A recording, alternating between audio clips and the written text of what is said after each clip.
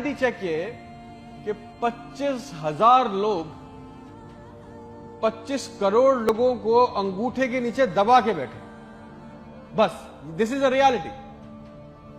मेरे मुल्क के होनहार लड़के लड़कियां सारा दिन चक्कर काट रहे हैं, उनको किसी तरह किसी भी मुल्क का वीजा मिल जाए, नेपाल ही चले जाए, श्रीलंका चले जाए, किसी तरह भाग जाए इस मुल्क से।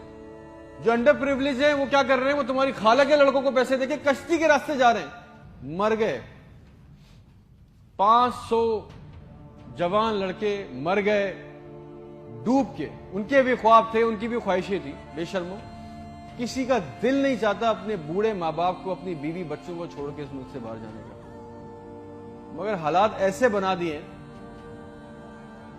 कि यहां रहना, ये चॉइस बहुत मुश्किल है कि अब करेंगे। ना नौकरियां है, ना सिक्योरिटी है, ना हालात अच्छे हैं। बस पाकिस्तान से जिंदा भाग। हम जिंदा कौम हैं, पाइंदा कौम हैं, मिली नगमों झूठे इश्तिहारों में लगे हुए, जाली दुश्मनों में डरा के फंसा के हमें रखा हुआ है कि कहीं हमें अकल ना आ जाए।